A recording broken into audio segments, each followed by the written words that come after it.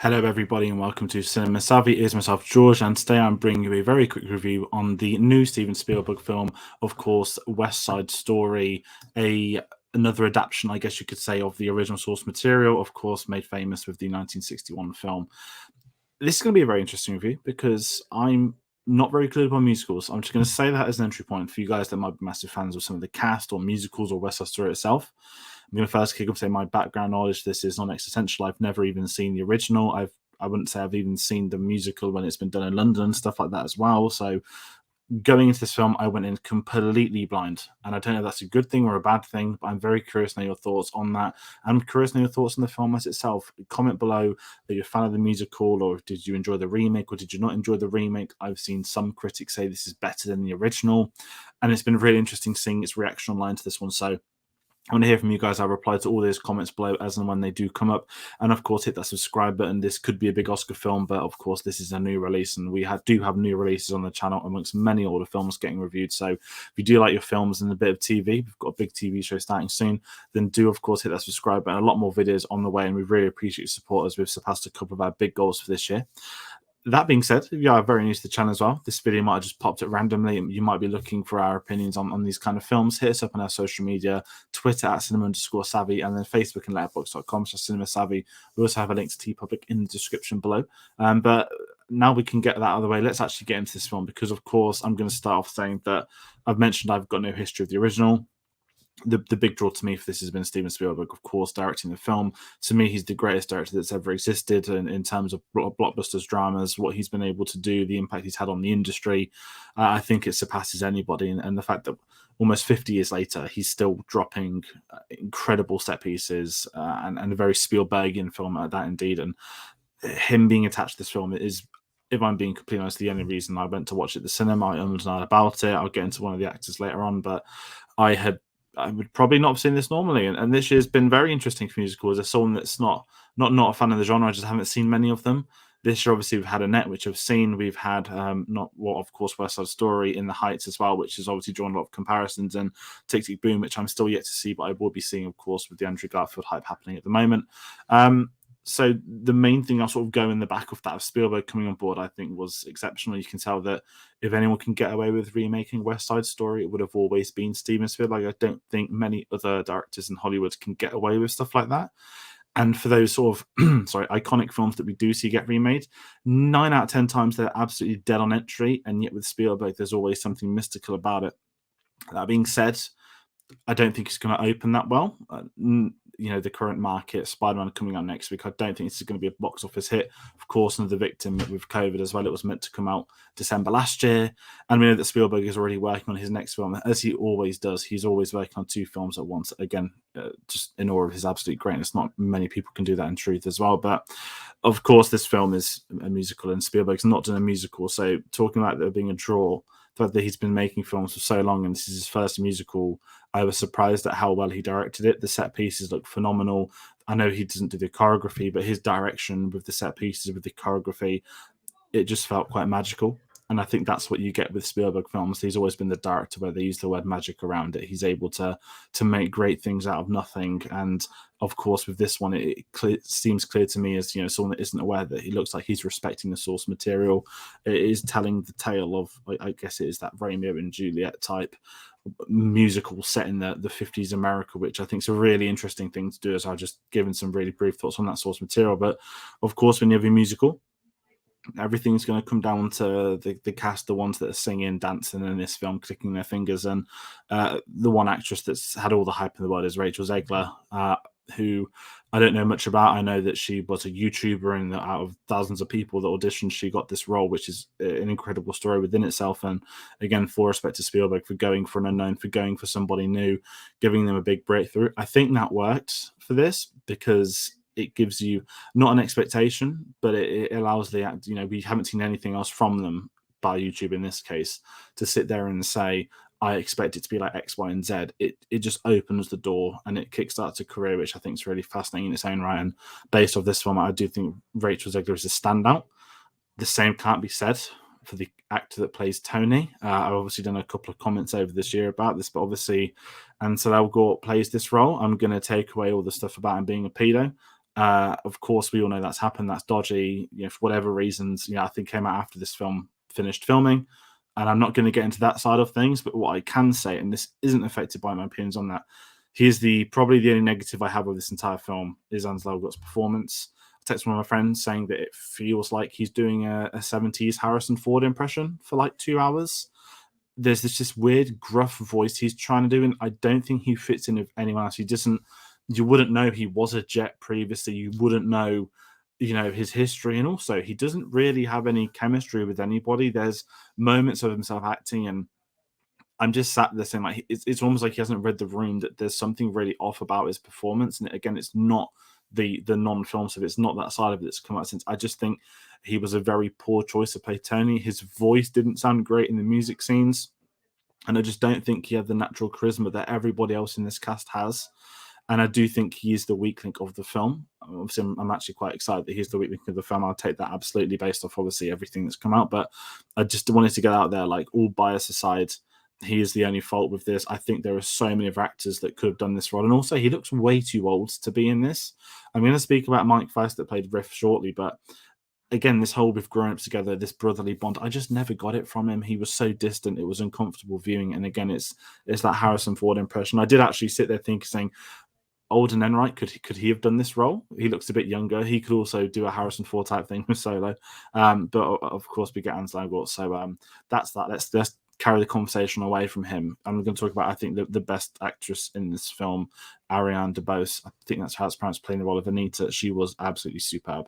I've not seen anything. I did some research last night, found out she was in Hamilton, and she's in the televised one, which I didn't see from last year, but to me, she's completely stolen this film, head and shoulders. We'll talk Oscars later, but this could be best supporting actress, done and dusted. I thought she was phenomenal. She stole the film for me. The dancing's incredible. Her voice is incredible, and her actual acting with the other characters, she's got chemistry with every person. And some of the most dramatic moments of the film come via her character, and I absolutely believe it. And her relationship with Bernardo, obviously played by David Alvarez, is obviously what sells that. In case there is anyone in the world, bar me, that hasn't seen the original or knows nothing about it, I'm not going to go into spoilers, but it's one of those where those two, I think, cement the film, where you've got this, you know, the younger sister in Maria, and you've got the older brother, the boxer, and his relationship. And I think everything stems down to Anita's character being in the right. And Ariana is so good in this role. I was honestly shocked and surprised, and it was a really great thing. Again, there's nothing about this film I did not expect a character like Anita to be so integral to it, and I thought it was so much fun getting that. And David Alvarez as Bernardo, I've really enjoyed his character as well. Obviously, he's head of the Sharks, and obviously he's against Riff, who's head of the Jets, and you've got this sort of gangster warfare which is happening, which I really enjoyed as well. Actually, again, someone's not familiar with it, I think Spielberg was able to direct the dance side of things alongside the acting side of things, alongside the musical stuff really well. And obviously, if the Sharks and Jets don't work, this film can't work. But I think in regards to casting, this is one of the best casted films of the year by a country mile, bar and Delango. And I think Bernardo was very, very good, and I'm excited to see what else he does. Because before I get into it, I do want to say that Spielberg seems to have cast a lot of people that's backgrounds are musicals, stage performers, and there's always this aura that stage performers can't do films, can't do musicals. And it's really interesting seeing this year. Certainly, I think In the Heights had a lot of that as well. It's been a real big year, I think, for musicals. I know that box offices, you know, haven't hit, and that's the same for pretty much every single film in the world. So I don't really care about that right now. But it's been really interesting. So many chances that I'm finding out about actors that I think, oh, they're new on the block, and actually they've been doing X, Y, and Z for 6 years. And that's the case of Mike Feist, who played Riff, one of the standouts from the film. I thought he was superb. I thought he almost stole the film. I think Anita had it for me, but I loved his character. I loved his performance, from the dancing and the singing. And of course, when I went back and did my research again, I found out that he had been in Dear Evan Hansen. I know that's not a film we've covered this year. I've heard a lot of things about that film. But he played him, I think, on the Broadway version. He's had a very, very big career for someone that's been on stage. And again, it's finding these new actors that I think do have careers ahead of them. And fair play to Spielberg for 9 out of 10 times going with the stage person versus the Hollywood actor and actress. And this is where I kind of going to round out an Hans Elgort again, where it does make me think, because everyone else clearly has a background in musical, whatnot, not necessarily film. I do wonder that's why Hans Elgort struggles, because he doesn't have that natural chemistry of anybody else.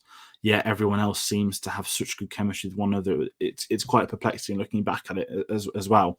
And I just wanted to mention that because I'm honestly shocked at how great these were. For me, someone that doesn't know who they are, seeing these unknowns steal the spotlight, in a film that would be deemed, how dare anyone ever try and remake it, to make, again, I've not seen it, from what I've read online, a potential improvement upon that classic film. And I think that kind of leads me back onto the sort of the Spielberg discussion as well, that only Spielberg can get away with this. He seems to have took everything at stride. And from all the interviews I've seen of him, he looks like he's had a wonderful time doing this film, which is what you always want to see, that, he's took his time, that he's been patient. Sometimes you see him doing 2 or 3 films at the same time, but it looks like he's fully committed to this. Of course, he's not doing the new Indiana Jones film. He's stayed with this, and he's directing the Tenebrables, which is about himself growing up, which is coming out next year. And it's really interesting seeing the passion he's put into this film, and it must have had a massive influence on him over his life for him to have wanted to remake it, be the one to remake it. So, again, Steven Spielberg, you cannot go wrong with him at the helm for any film I've made, even Indiana Jones 4, to some respect. But I really want to quickly bring up the language stuff as well. I've seen a lot of discussion about this online. Obviously, with so much of the characters being sort of Latino background in this film, a lot of this doesn't have subtitles. It has them speaking native Spanish. I actually kind of really enjoyed that I didn't know what was being said. I speak very, very basic Spanish from school and stuff, but for those that are obviously fluent in Spanish, they'll understand things. But I just thought it was a really smart way for them to bring in newer people, to bring in like a potentially new audience, but also it makes it authentic that they are speaking the language, and you as the viewer, if you are English or know the English language, you're meant to struggle to understand that. And I love the fact there was no subtitles, and that you were meant to try and figure out what they were saying, maybe by the tone, by the words, and of course, if you know the dialect, that's an absolute bonus. So that's something that's had a lot of discussion online, and that's something I think was a very brave thing to do, but probably the right thing to do, and I thought was a really interesting thing. And of course, most of the key words are in English, and they do make a habit of saying, speaking English when you're in England, and it very much brings up the race sort of thing. But adding on to that, of course, going to round out before final thoughts talking Oscars, because we're in Oscar season. There's no hiding. Yes, we've got Spider-Man coming this week as well, but this is going to be, I think, up there for a lot of the Oscars. Whether it wins many, I don't know, but I can easily see this getting a Best Picture nomination. I think Ariana DeBose is going to win Supporting Actress. I don't know about Best Actress if Rachel's going to get nominated. I think Kristen Stewart has it in the bag at this point in time, but I would be very surprised not to see this nominated for loads of things like production design, costumes. You can tell this is a film where they've gone in to watch it with everything in place, that there's so much love crafted towards it, where I think this is going to be a real big hit amongst not just maybe people that watched at home or do go and see it at the cinema, but Oscar voters. We know how they like to vote. It'd be very naive to rule this one out from potentially being a dark horse during the best film title race, which is going to be a very interesting one. And that kind of rounds out my final thoughts with it as well, that I think this is a phenomenal film. It's, again, a genre I'm not familiar with, and I've seen too many films from it, and maybe I ought to revisit the original. I actually thought about it yesterday, and it's something that's left quite an impact on me. Granted, it's only been a day. It's a film that's directed, of course, by Steven Spielberg. You're not going to go wrong with that. And as a recommendation, if you haven't seen this film, I do recommend it. If you're a fan of the original, of course, do let us know. That would be curious to know your thoughts. I want you to comment those thoughts as well. If you didn't like the new film, I also want to hear those thoughts. But it's been a really interesting review to visit this film for the first time, and potentially be the only person in history to watch it in the wrong way around compared to the old one. So do comment, hit the subscribe button. Of course, do like it. We've got a lot of other things we're working towards. We've got some big announcements to do for next year, which I'm looking forward to. And of course, get us up on our social medias: Twitter at cinema_savvy, Facebook and letterboxd.com/cinemasavvy. And we have a link to TeePublic in the description below. But if you're curious about what else is coming on the channel, of course, we've got Spider-Man No Way Home coming out this week, and we're rounding out our Spider-Man reviews for The Amazing Spider-Man 2. That's going to be coming tomorrow, Sunday the 12th of November. That's pre-recorded. Delighted to be joined by Sam on that one, who's new to the channel. So do join us at 8 p.m. when we upload that video. And the reason we're uploading it is because we'll be busy recording something else. The Matrix reviews are starting this week. We're going to be getting the first one up this Tuesday, the 14th of December. Delighted to be joined by Tom Butler, who was on a lot of our Bond videos earlier this year. So do check out discussing the Matrix. It's going to be a really interesting discussion. And of course, the big one, Spider-Man No Way Home. We're going to have a spoiler review live this Thursday, the 16th, 10 p.m. GMT. We're going to be going into all of it. Obviously, I'm not going to say anything now. Things have leaked online. People have seen them. People haven't seen them. But this is the big film we've been working towards. We've reviewed the Raimi films, the Garfield films, and now we're rounding out with the final Tom Holland film. So that is going to be an event, to put it lightly. So if you do like your Spider-Man, you do like your new films, that is another video to join us on. So once again, I want to thank everybody for watching, and we'll be sure to see you on the next one. Take care.